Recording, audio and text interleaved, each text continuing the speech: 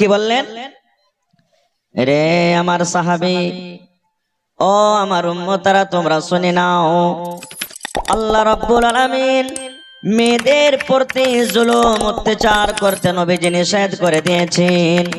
নবী বললেন, সাহাবী রে, ইহুদিদের যখন স্ত্রীদের হাজ হয় তখন ওরা নিজের বিবির কাছ থেকে আলাদা থাকে, ওদের বিছানাটা আলাদা থাকে, ওদের খাওয়া দাওয়া আলাদা হয়, ওদের রান্না বান্না আলাদা হয়।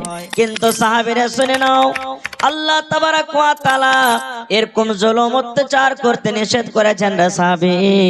ও আমার উম্মতরা, তোমরা শুনে নাও, যখন তোমাদের মেয়েরা, যখন তোমাদের স্ত্রীরা নাপাক হবে, ওই নাপাকি হালাতে ইয়াকে পাঞ্জরে গায়ে গা মিলিয়ে তুমি নিজের বিবির কাছে ঘুমাইতে পাবে। কোন রকমের নাপাকি নাই। যদি তোমার বিবি তোমার গায়ে যদি টাচ করে এবং তোমার গাটা যদি তোমার বিবির গায়ে লাগে যায়, তাহলে কোন রকমের নাপাক হবে না, তোমার গুনাহ হবে না, পাপ হবে না। শুধু তা নয় রে সাহাবী, তোমার স্ত্রী যে থালাতে বসে খাবে ওই থালাতে তুমি বসে খাইতে পারো।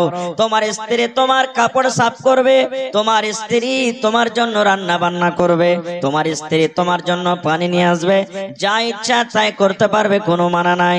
সাহাবীরা শুনে নাও, তোমার স্ত্রী নাপাক হয়ে আছে, তোমার যদি বুসা অর্থাৎ চুমা খাওয়ার মন হয়, তোমার বিবিকে তুমি হাজার হালাতে চুমা খেতে পারো, তোমার কোন রকমের গুনাহ হবে না।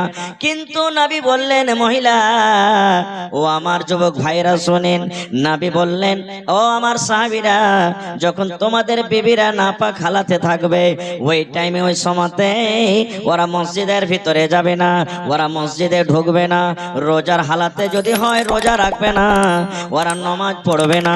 আল্লাহ রাব্বুল আলামিন নামাজ মাফ করে দিয়েছেন, কিন্তু রোজাটাকে আল্লাহ মাফ করেনি।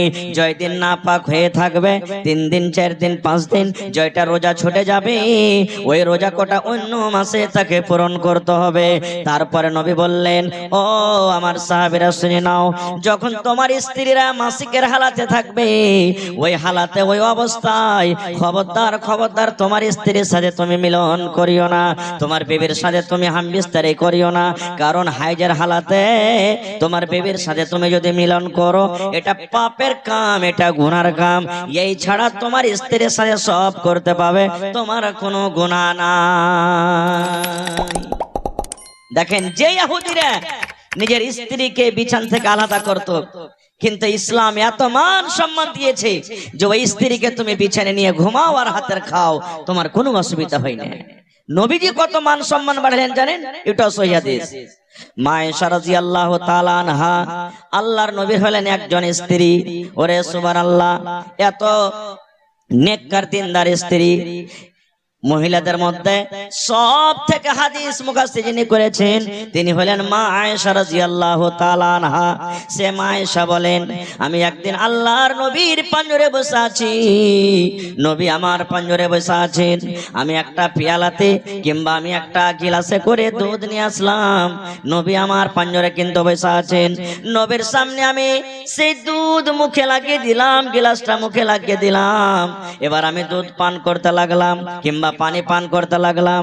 পানি পান করতে করতে করতে করতে যখন আমি গ্লাসটাকে রেখে দিলাম, দয়ার নবী যেই জায়গাতে আমি মুখ লাগাই ঠোঁট লাগাই আয়েশা পানি পান করলাম, আমার নবী গ্লাসটা উঠিয়ে নিলেন, আর উঠিয়ে নেওয়ার পর যেই জায়গাতে আমি মুখ লাগাই ঠোঁট লাগাই আমি পানি পান কিংবা দুধ পান করলাম, দয়ার নবী ওই জায়গাতে মুখ লাগাই পানি পান করলেন। মান সম্মান বাড়লো না, বাড়লো না?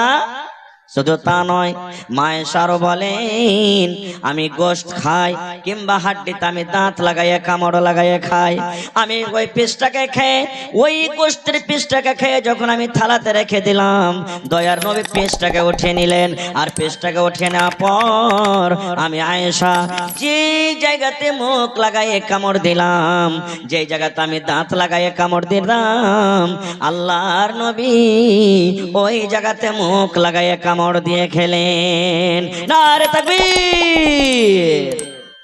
এবার মা আয়েশা কি বলছেন শেষের বেলাতে, আমি যে এরকম ভাবে নবীর সাথে খেলাম, আমার কাইন্দিরা ঝুট্টা জিনিস নবী খেলেন, আমি হাইজের হালাতে মাসিকের হালাতে আমি ছিলাম। সুবহানাল্লাহ। তাহলে দেখেন ইসলাম ধর্ম মান সম্মান দিয়েছেন দেনি ভাই আল্লাহুস সামাদ। কিন্তু তখনকার ইহুদিরা নিজের স্ত্রীদের নিজের মেয়েদের মান সম্মান দিত না। আজকে আমরা মুসলমান হয়ে মেয়েদের মান সম্মান দিই না। বলবেন কেমন করে? জি, একটা হাদিস শুনেন আরো। আল্লাহর নবী বলেছেন, আদ-দুনিয়া কুল্লুহা মাতা ওয়া খায়রু মাতা'id দুনিয়া আল মারআতুস সালিহা। এই দুনিয়াতে সবথেকে দামি জিনিস কি ভাই? সোনা। সোনা দামি জিনিস না সস্তা? একটু কথা বলেন। দামি জিনিস। চাঁদি, হীরা, মতি, মুক্তা এগুলা দামি জিনিস না সস্তা? ওরে সুবহানাল্লাহ। কিন্তু দয়ার নবীর হাদিস শুনেন, আল্লাহর নবী 1400-1450 বছর আগে এলান করে দিয়েছেন, ও দুনিয়ার মানুষ তোমরা শুনে নাও, সোনা একটা দামি জিনিস, চাঁদি একটা দামি জিনিস। ও আমার সাহাবীরা শুনে নাও, সোনা, হীরা, মতি, মুক্তা যত দুনিয়াতে দামি দামি জিনিস আছে, আল্লাহর নবী বলেছেন সমস্ত দামি জিনিসকে এক সাইডে একদিকে তুমি রেখে দাও, আর যত দুনিয়ার দামি জিনিস আছে এক সাইডে রেখে দাও। সমস্ত দামি জিনিস থেকে হলো সব থেকে বেশি দামি যেটার ব্যাপারে রাসূল বলেছেন আল মারআতুস সালিহা, একটা নেককার নারী, একটা নেককার দিনদার মেয়ে। কারণ সোনা তার আগে ফেল হয়ে যাবে, চাঁদি তার আগে ফেল হয়ে যাবে, হীরা মণি মুক্তা তার আগে ফেল হয়ে যাবে। একটা দিনদার নেককার নারীর আল্লাহ রাব্বুল আলামিনের কাছে যত দাম, একটা দিনদার মেয়ে ছেলের আল্লাহর কাছে যত মার্তাবা, দুনিয়ার সোনা চাঁদের অত মার্তাবা হইতে পারে না। কিন্তু সুবহানাল্লাহ, এই বর্তমান যুগে পৃথিবীতে সব থেকে যদি সস্তা আছে তো একটা বেটি ছেলে। বেটি ছেলে সস্তা নেই ভাই। এই যে পানির বোতল দেখেন স্টেজে আছে, হাফ লিটার খরিদ করতে যাবেন 10 টাকা লিবে, লিবে না লিবে না? জোরে বলেন লিবে না লিবে না? লিবে। একটা সালাই আপনি কিনতে যাবেন 2 টাকা 1 টাকা লিবে, লিবে না লিবে না? লিবে ভাই মুসলমান। কিন্তু একটা নেককার বেটি ছেলে যাকে বাপ 18 বছর 20 বছর 15 বছর বাড়িতে কত যত্ন করে মানুষ করছে, তার খাওয়ার পরার এলাজ কত কষ্ট করে দিচ্ছে, কিন্তু সেই বেটি ছেলেকে যখন আপনি আনতে যাবেন বিনা টাকাতে আনবেন? বিনা টাকাতে আমরা আনছি জি ভাই? জোরে বলেন আনছি? বিনা টাকাতে না, আগে টাকা লিছি, টাকা লিছি, আর লেওয়ার পরও কি করছি আপনার এলাকাতে আছে কিনা আল্লাহ জানে। এই আছে না আল্লাহুস সামাদ, সাথে সাথে আরো কি ভুল করছি, আমি ফতোয়া দিতে আসি না ভাই, কিন্তু ইশারাতে একটা কথা বলছি। আচ্ছা বলেন তো, আপনাদের এলাকাতে ধরেন কোন বেটি ছেলের বিয়ে হইলো, 2 লাখ টাকা 2 লাখ টাকা লাগবে, ফয়সালা হয়ে গেল, 2 লাখ টাকা দিয়ে দিল, এবার 10,000 15,000 টাকা মোহর ধার্য হলো, মোহরটা লাগবে তাকে, তো পকেট থেকে তো আমরা সবাই দিই না। কত ভাইকে দেখছি যে হাজি বিহাই 15,000 টাকা তো মোহর লাগবে, তুমি আমাকে 2 লাখ টাকা দিবি করবে, তো 15,000 টাকা কেটে তুই আমাকে টাকাটা দিও, 15,000 টাকার মোহর হয়ে গেল। এরকম হলো? এরকম হয় না নাকি? হয়েছে। আচ্ছা আজকে বলেন তো, আজকে জালসাটা কিসের? মসজিদের জালসা। জালসাটা কিসের ভাই? মসজিদের জালসা। আমি যদি বলি ভাই কেমন আছেন, 10,000 টাকা দেন, আপনার পকেটে টাকা নাই, এবার গেলেন গ্রামে, গ্রামে যে একটা গাড়ি কিংবা কাহারির বল গরুকে চুরি করে বিক্রি করে আসলে মসজিদে দান করতে হবে, চল, আর দিয়ে দিলেন, নেকি পাওয়া যাবে? নেকি পাওয়া যাবে? পাওয়া যাবে না। খুব তো ওইখানে যে গুন্ডাগার দিয়ে গেল রে ভাই, ওখানে চুরি হয়ে গেল। এক তো জাহেজ পণ লওয়াটা হারাম, শরীয়তের নিগাতে হারাম, হারাম। আর ওই হারামের টাকা দিয়ে একটা জায়েজ জিনিসকে, যেটা শরীয়তে বিহাতে মেন জিনিস হলো মোহর, যাকে আদায় করতে আল্লাহ রাসূল বলেছেন, সেই মোহরটা আমরা দিয়ে স্ত্রীকে হালাল করব, সেটাও তো আমরা হারামে টাকা দিলাম। তো ভাই আমার, মেয়েদের মান সম্মান কোথায় আমরা রাখলাম? মানটা রাখলাম আমরা কি? মান রাখলাম না আমরা। ভাইরে আমার টাইম খুব শর্ট, আর একটা হাদিস আপনাদের সামনে রাখি ভাই মুসলমান। আজ থেকে নিয়ে 1400-1450 বছর আগে মক্কার লোকেরা, মক্কা নগরে কেউ কেউ, সবাই নাই, সব মানুষ খারাপ নয়, কোন কোন মানুষ কি করত, নিজের বেটিকে, জিন্দা বেটিকে দফন করত। জিন্দা বেটিকে মাটিতে দফন করত, খুঁজে দিত, জীবিত বেটিকে দফন করত। কেমন করে? ইমাম বাগাবী রাহমাতুল্লাহ আলাইহি বলেন যে আল্লাহ তাবারাক ওয়া তাআলা কোরআনে বলছেন, ওয়া ইযা বুশিরা আহাদুহুম বিল উনসা জল্লা ওয়াজহুহু মুসওয়াদ্দান ওয়া হুয়া কাযীম। ওরে সুবহানাল্লাহ, যখন মক্কা নগরে ওই মক্কার জমিনে যখন তারা খবর পেত, ওরে আল্লাহ কি খবর, যে তার বাড়িতে মেয়ে জন্মগ্রহণ হয়েছে, বেটি জন্মগ্রহণ হয়েছে, ওই বাবা শরমের কারণে লজ্জার কারণে গ্রামের ভিতরে হাঁটতে পারত না, দোষ বন্ধুর সামনে বসতে পারত না, গ্রামে হাঁটতে পারত না। আল্লাহকে আমাকে শ্বশুর বলবে, কাকে আমি জামাই বলবো। আল্লাহ এরকম ভাবে লোকেরা আর দিত, গ্রাম দিয়ে যদি লোকটা হেঁটে যেত, মানুষেরা দেখিয়ে দেখিয়ে বলতো, দেখ রে দেখ, এটা হলো বেটির বাপ, এটা হলো মেয়ের বাপ, এটা কন্যার বাপ হেঁটে যায়। এরকম ভাবে লোকেরা তানা দিয়ে কথা বলতো। এবারে একটা ছোট ছেলে কাঁদছে, কার ছেলে হারিয়ে গেছে, এটা লিয়ে আছে, একটু দেখাও, পর্দাতে দেখাও, এই ছেলেটাকে লিয়ে যাও। एक बच्चा गायब हो गया है, किसी के गोद में रो रहा है, बच्चा है कि बच्ची है? बच्ची है, चूड़ी है हाथ में, ले जाइए। এইবারে বাপ কি করতেন? আল্লাহুস সামাদ। যখন মেয়েটার বয়স 4 বছর 5 বছর 7 বছর যখন হয়তো, স্ত্রীকে কিন্তু জানাইতো না। একটা কৈদল নিয়ে মাঠে জঙ্গলে চলে যেত, আর মাঠে যাওয়ার পর একটা গর্ত করত, কবর খুঁড়তো, খাল করত, খাল করে বাড়ি চলে এলো। বিবি কিন্তু জানে না। এবার বিবি কাইসা বলতো কি, রে হালেমার মা, ও জামিলার মা, জায়েদার মা, সাফিয়ার মা, শুনে নাও, আমার মেয়ে 5 বছর 7 বছর বয়সে ছেড়ে বিবি জীবনে কোনোদিন কাঠিয়ারের বাজার দেখতে পাইনি, শ্যামাপুরের বাজার কেমন হয় দেখতে পাইনি। আমার মেয়েটা জীবনে কোনোদিন মেলা কেমন হয়, চক কেমন হয় দেখতে পাইনি। আমার মেয়েকে সুন্দর করে তুমি সাজাইয়া দাও, তাকে তেল কজল দিয়ে গোসল পানি করে নতুন জামা পরাইয়া দাও। আমার জামিলাকে, আমার হাফসাকে আমি মেলা ঘুরতে নিয়ে যাব। আহ, মার কলেজা কিন্তু বড় হয়ে যেত। আরে আমার স্বামীর মনে হয় আমার বেটির উপরে দয়াময় হয়ে গেছে, আর তাকে কিচ্ছু বলবে না। কিন্তু ওরে সুবহানাল্লাহ, মা তো জানে না কোন মেলা তাকে নিয়ে যাবে, মা তো বোঝে না, মা জানে না কোন মেলাতে কোন বাজারে নিয়ে যাবে। স্বামীর কথা শুনে সুন্দর করে মেয়েকে সাজিয়ে খুঁজিয়ে গোসল দিয়ে তেল কাজল দিয়ে নতুন কাপড় দিয়ে আব্বার হাতে তুলে দিতেন। আব্বা মেয়ের হাত কান ধরে টানতে টানতে টানতে ওরে আল্লাহ কোথায় নিয়ে যেত? ওই মেলাতে নয়, ওই বাজারে নয়, ওই জঙ্গলের ভেতরে যেই জায়গাতে গর্ত করে এসেছে ওই গর্তের পাঞ্জরে নিয়ে যেত। গর্তের পাঞ্জরে নিয়ে যাওয়ার পর মেয়েকে বলতো, বেটি রে এই গর্তটা দেখতো রে মা, এই খালটা দেখতো রে মা, কত বড় খাল। ওরে সুবহানাল্লাহ, ইমাম বাগাবী রাহমাতুল্লাহ আলাইহি বলেন, ওরে আল্লাহ, ওই অবুঝ মাসুম মেয়ে জানে না আমার আব্বা জান কেন আমাকে গর্ত দেখতে বলছে। এরকম করে মাথা বাড়ায় মুখ বাড়ায় যখন গর্ত দেখতে যায়, পেছন থেকে আব্বা জান তাকে ধাক্কা দিয়ে গর্ততে ফেলে দেয়। যখন গর্ততে পড়ে যায়, আব্বা বলতেন, বেটি রে জীবনের মতো তুমি আমাকে আব্বা বলে নাও, আজকের পর থেকে আর আব্বা বলে ডাকবে না, কারণ তোমার শেষ টাইম, শেষ সময়।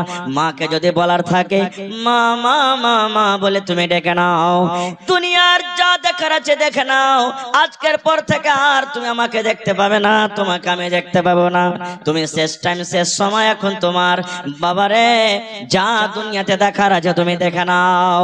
ওরে সুবহানাল্লাহ, এবার মেয়ে গর্ততে পড়ে পড়ে কাঁদতো আর বলতো, আব্বা জান কি আমি অপরাধ করেছি আব্বা গো, কেন আপনি আপনাকে গর্ততে ফেলে দিলেন, কেন আপনি আমাকে এরকম কথা বলছেন, জীবনের মতন শেষ দেখা। আব্বা বলতো, মারে যেদিন থেকে তুই জন্ম হয়েছিস রে মা, সেদিন থেকে আমি গ্রামে আর হাঁটতে পারি না, লজ্জার কারণে গ্রামের সামনে আমি হাঁটতে পারি না, লজ্জার কারণে আমি গ্রামে মুখ দেখাতে পারি না, এই জন্য রে মা তোকে আজকে দফন করে আমি বাড়িতে চলে যাব। কিন্তু রে সুবহানাল্লাহ, মেয়ে বলতো, কারণ আব্বা গো তুমি আমাকে মারিও না, তুমি আমাকে দফন করিও না, আজকের পর থেকে তোমাকে আর আব্বা আব্বা বলে ডাকবো না, মাকে মা মা মা বলে আমি আর ডাকবো না, আমার দুই চোখ যেদিকে যাবে আমি চলে যাব, কিন্তু তুমি দয়া করে গর্ত থেকে আমাকে উঠাইয়া নাও।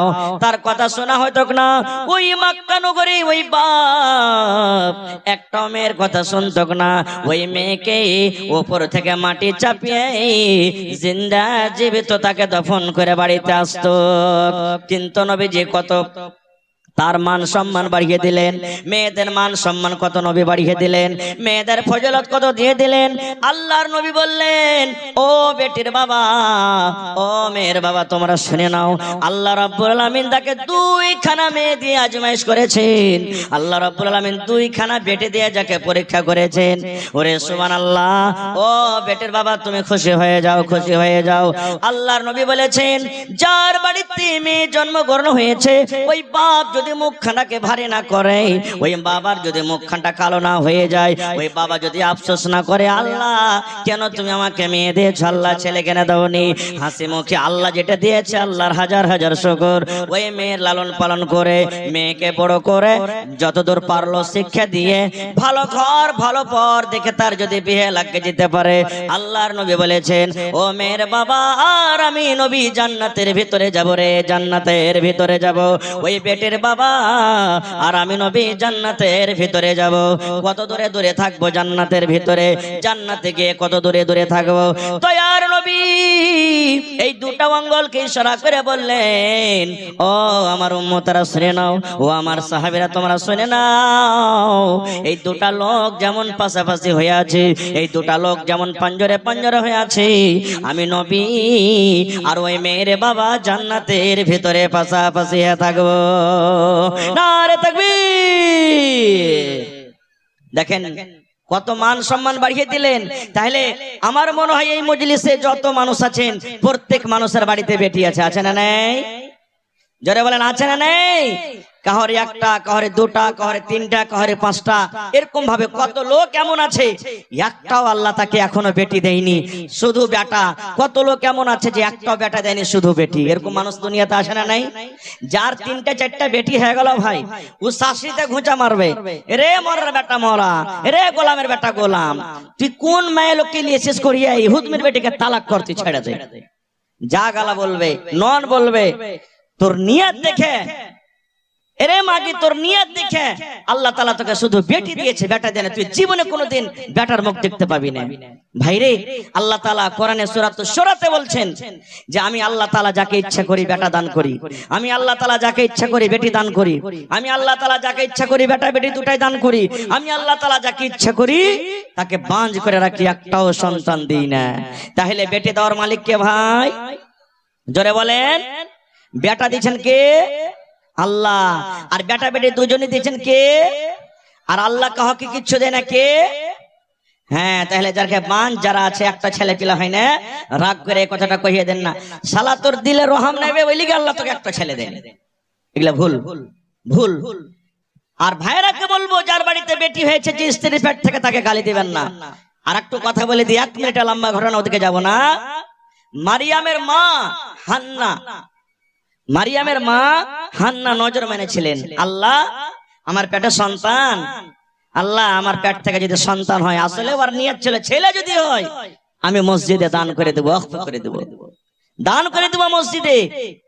কিন্তু যখন সন্তান হইলো, ছেলে হইলো, তখন ছেলে না হয়ে মেয়ে হয়েছে, মেয়ে। আফসোস করছেন, আল্লাহ আমি তো ছেলের আশা করেছিলাম কিন্তু মেয়ে হয়ে গেল, মেয়েকে মসজিদ আল্লাহ কেমন করে রাখবো, কেমন করে মসজিদে যাবে আল্লাহ, মেয়েকে কেমন করে মসজিদের ভিতরে রাখবো, আফসোস করতে লাগলেন।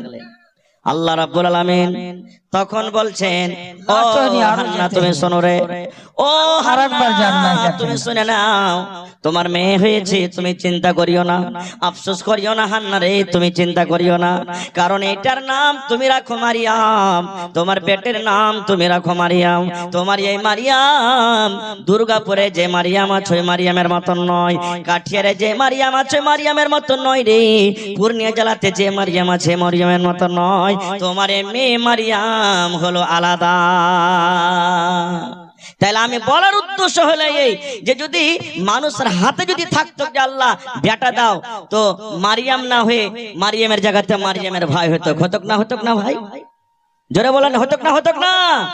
এবার আর একটা বুখারী শরীফের হাদিস বলে দিয়ে আমি দিয়ে তখন আমি লাইনটাকে কেটে দেব, যে আল্লাহর নবী নিজের বেটিকে কত ভালোবাসতেন। নবীজির ছেলেরা ছোটতেই মারা গেছেন, বড় হয়নি, ছোটতেই মারা গেছেন। এবার নবীজির মেয়ে হলো 4টা, কয়টা? জোরে বলেন, 4 জন মেয়ে। আর মক্কার লোকেরা নবীকে আফতার বলতেন। ইন্না আতাইনা কাল কাউসার ফাসাল্লি লিরাব্বিকা ওয়ানহার ইন্না শানিয়াকা, কি আছে? হ্যাঁ, মক্কার লোকেরা নবীকে আফতার, আফতার মানে কি?